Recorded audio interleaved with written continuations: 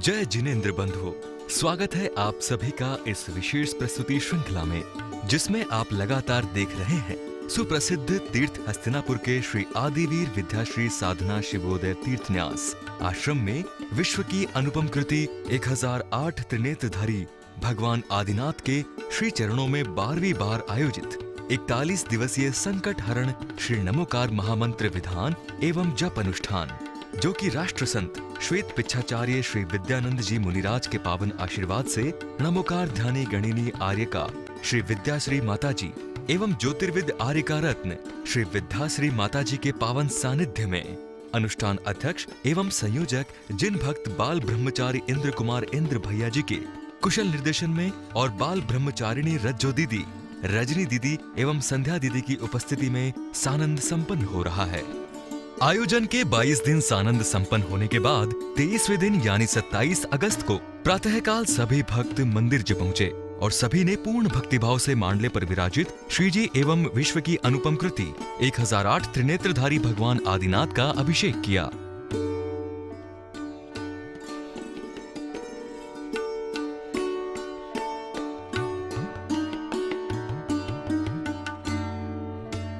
अभिषेक के उपरांत शांति धारा संपन्न कराई। ओम ह्रीं श्रीं क्लीं ऐं आरहं बम मम हम सम तम पम बम मम मम मम हम सम तम तम पम पम झम झम छिमिं छिमिं छिमिं छिमिं द्राम द्राम द्रीं द्रीं द्रवय द्रवय नमो रते भगते श्रीमते ओम ह्रीं क्रों मम पापं खंडि खंडि जय हि जय दह दह पच पच पाचय पाचय ओम नमो रं झम छ्मीं छ्मीं हम सम झम बम हा पा हा छाम छीम छूम छेम छैम छौम छौ छम छा छ्मीं ह्रां ह्रीं ह्रूं ह्रें ह्रैं ह्रौं ह्रौ रं रा द्राम द्रीं द्रावय द्रावय नमो रते भगवते श्रीमते। शांति धारा के संपन्न होते ही संगीत के साथ सभी भक्तों ने भगवान की मंगल आरती उतारी। आरती के दौरान भक्तों ने खूब भक्ति भी की।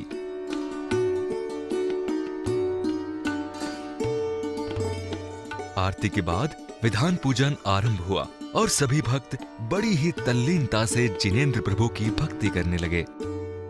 विधान के चलते सभी ने पूर्ण मन से अपना सहयोग दिया।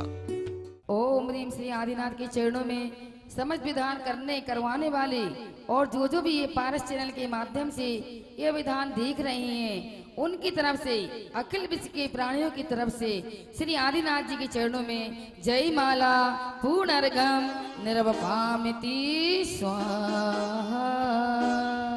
ओम ओम नमो ज्ञानम ध्याविदाक्षराय नमः उपाध्याय परमेश्वरर्घम निर्वपामिति स्वाहा। अत्रि अवतरप्तर शंभुषिद्वाहनम ओम ह्रीं नमो लोहि सर्वं साधु परमेष्टि ढाढ स्थापनम ओम ह्रीं नमो लोहि सर्वं साधु परमेष्टि अर्थमो सनिधिगणम परिपुष्पांजनं चिमे। बड़े कन्हैया ईश्वर जी, बड़े कन्हैया ईश्वर जी, बड़े ईश्वर जी, बड़े ईश्वर जी, बड़े ईश्वर जी।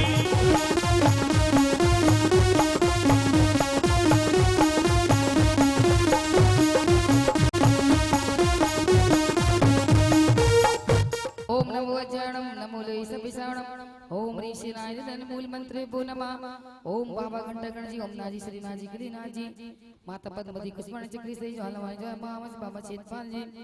ओम ह्रीं नमोकार मंत्र के महापद्मराज आदि जो भी इस विधान में आए हैं और जो विधान कर रहे हैं और जो भी ये पारस चैनल के माध्यम से विधान कर रहे हैं, अनुमोदना कर रहे हैं और देख रहे हैं, उन सबकी तरफ से नमोकार महामंत्र विधान में अनादि निधन मूल मंत्र भो नमः जय माला पूर्णर्घम निर्वपामिति स्वाहा। धर्म प्रेमी बंधुओं, नमोकार मंत्र के ध्यान से ही जब हम नमोकार मंत्र को जाप के माध्यम से ध्यान में परिणमित करते हैं तो हमारे असंख्यात गुणों की कर्म की निद्रा होती है। ध्यान हमें लगता है कि बहुत बड़ी चीज है। वास्तव में ध्यान ऐसा कोई प्राणी नहीं संसार का जो ध्यान नहीं करता। हर प्राणी ध्यान करता है। ध्यान के बिना संसार का कार्य और परमार्थ का कार्य कोई भी सिद्ध नहीं होता। डॉक्टर भी यदि अस्पताल में ऑपरेशन करता है तो वह मन वचन काय की एकाग्रता रखता है, तभी उसे सफलता मिलती है। रोटी बनाते हैं, दूध उबालते हैं तो कहते भैया ध्यान से करना। यदि ध्यान इधर उधर हो जाता है तो गड़बड़ हो जाता है। काम व्यवस्थित जो होना चाहिए वह नहीं होता है। आचार्य भगवान ने कहा है, उमा स्वामी महाराज ने, एकाग्र चिंता निरोधो ध्यानम। एक अग्रवाने विषय पर हमारे उपयोग को रुक जाना, हमारे मन को रुक जाने का नाम ध्यान है। सुच्ची ध्यान भी कहलाता है। हम सुई में धागा डालते हैं तो बड़ी एकाग्रता, मन वचन काय की एकाग्रता होती है, तभी डलता है। उसे सुचि ध्यान कहे। दीप ध्यान, यदि हमें ऊपर से नीचे दीपक लाना हो तो हम चारों ओर से उसे हाथ लगा लेते हैं क्योंकि बुझ ना जाए, उसे दीप ध्यान कहते हैं। वको ध्यान अर्थात वगला का जो ध्यान होता है, एक पैर से खड़ा होकर जो ध्यान कर वह एकाग्रता करता है, उसे वक ध्यान कहते हैं। आचार्य पूज्यपाद स्वामी ने इष्टोपदेश में कहा है 20वें श्लोक में, यतश्चिंतामणि द्रव्य यत पिंड खंडिकम ध्यानंच द्वेलव्ये कइंद्रिय विवेकिनः। यतश्चिंतामणि, एक ओर तो चिंतामणि रत्न रखा है, एक और खल के टुकड़े का ढेर लगा हुआ है, और व्यक्ति से कहा जाए कि भैया तुझे जो लेना हो ले ले, उठा लो, तो अज्ञानी अपने जीवन में वह खल का टुकड़ा उठा, खल का ढेर बहुत बड़ा है, चिंतामणि रत्न तो छोटा होता है, और गाय को दूध पीना पड़ता है ना, इसलिए गाय खाती भी खल है, इसलिए चलो भैया खल लिए लेते। एक और उसी प्रकार एक और तो अनंत ज्ञान दर्शन सुखवीर है, आत्मनिधि है, दूसरी ओर विषय भोग हैं। इन दोनों में से किसको ग्रहण करोगे? तो कहते हैं भैया विषय भोग की सामग्री हमें बहुत दिख रही है, वही ग्रहण करें। तो लोक में भी उसे जो बाह्य वस्तु को अर्थात चिंतामणि रत्न को छोड़ करके बाह्य विषय भोगों को ग्रहण करता है, उसे लोक में भी बावला कहते हैं, पागल भी कह देते हैं, मूढ़ भी कह देते हैं। हे भाई, जो विवेकी होता है, जो ज्ञानी होता है, वह अपने जीवन में चिंतामणि रत्न के समान आत्मनिधि को ही ग्रहण करता है। वह आत्मनिधि को ग्रहण करके दर्शन ज्ञान सुख वीर्य को ग्रहण करके अपने उपयोग को अंतर में ले जाता है और आनंद को प्राप्त कर लेता है, और बाह्य विषयों को ग्रहण करके वह संक्लेश को प्राप्त होता है। संक्लेश को जैसे जैसे वह विषयों को ग्रहण करता जाता है, ये विषयों का सुख कल्पना मात्र है। आगे आचार्य भगवान कहते हैं जो हमारे अनुकूल लगते हैं उन्हें हम सुख के साधन मान लेते हैं, जो प्रतिकूल लगते हैं उन्हें दुख का साधन मान लेते हैं। सुख और दुख पदार्थों में नहीं है, वह सुख और दुख हमारी कल्पना में है। जब जब अनुकूल चलते हैं तो हमें सुखी लगता है कि हमारा बेटा बड़ी हमारी आज्ञा से पालता है, हमारे अनुकूल चलता है, इसलिए बड़ा सुकून है। और कदाचित उसने अपनी अनुकूल अर्थात उसकी आज्ञा नहीं पालन की, और वही अरे ये इसकी शकल देखे नहीं तो अच्छा रहेगा, तो वही पदार्थ जिसे तुम सुख का साधन मान रहे थे, पुत्र तो वही है। अनुकूल चल रहा था सो हम सुख का साधन, सुख का कारण मान रहे थे, और प्रतिकूल चलने लगा तो दुख का साधन मानने लगे। ये इंद्रिय जनित सुख आचार्य भगवान कहते हैं कि वह मंगोड़ी में जैसे लाल मिर्च जाना डाल देते हैं और कहते बड़ी अच्छी लगी, अरे रोते हाँ आंसू भी टपक रहे हैं और बड़ी स्वादिष्ट है, बड़ी सुखी। ऐसा ही हमारे जीवन में हमें चिंतामणि रत्न के समान धर्म ध्यान है, नमोकार मंत्र की आराधना है, नमोकार मंत्र की साधना है, नमोकार मंत्र का ध्यान है। हम उसे छोड़ करके बाह्य विषयों को ग्रहण करने में लगे हैं। सदग्रस्त वही है जो आत्मा की खोज करता है, कुछ पुण्य आश्रव के कारण जोड़ता है और धर्म ध्यान में अपने उपयोग को लगाए रहता है।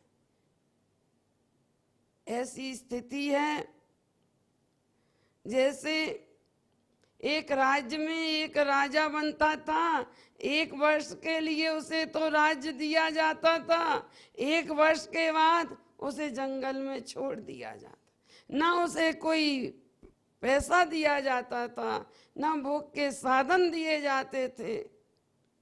एक बार कौन मूढ़ ऐसा ग्रहण करेगा?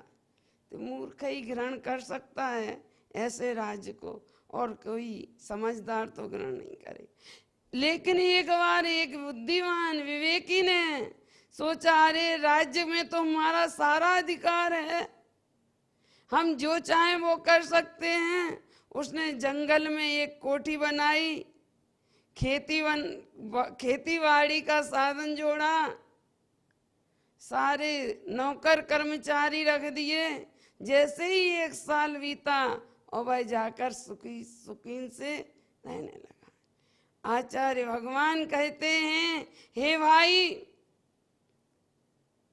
तुमने जो शरीर की स्थिति है कितने साल की है? 60 और 70 साल। जो नो न रोग जरा गए तो नो झटत निज हित करो। अपना हित की तो सोचो। और 1 साल अथा 60-70 साल के बाद तुम जो विषय भोगों में ही लीन हो, एकांत लगे हुए हो, ये विषय भोग तुम्हें नरक और निगोद में फेंक देंगे, कोई काम नहीं आएगा। इसलिए हे भाई, जब तक तुम्हारे जीवन में रोगों ने नहीं घेरा है, बुढ़ापा नहीं आया है, वृद्ध अवस्था नहीं आई है, हाथ पैर चल रहे हैं, बुद्धि और विवेक तुम्हारा व्यवस्थित है, तब तक अपना हित कर लो। अपने जीवन में नमोकार मंत्र का ध्यान जो चिंतामणि रत्न के समान है, वह चिंतामणि रत्न आत्मा है, और बाह्य में देखते हैं तो विषय भोग हैं। इसलिए अपने उपयोग को अपनी आत्मा में लगाकर आनंद और सुख को प्राप्त करो। बाह्य विषय भोग क्लेश को देने वाले हैं, वे कैसे हैं? आगे बात इसकी चर्चा करेंगे। जय बोलो महावीर भगवान की। जब माता श्री विद्याश्री जी के आश्रम के बारे में सुना और यहाँ आकर देखा, हम लोग यहाँ कल से आए हुए हैं और आज यहाँ पर विधान में भी बैठे थे। यहाँ 45 दिवसीय नमोकार महामंत्र का, 41 दिवसीय नमोकार महामंत्र का बहुत मांगलिक विधान हो रहा है। विधान में बैठ के बहुत अच्छा लगा।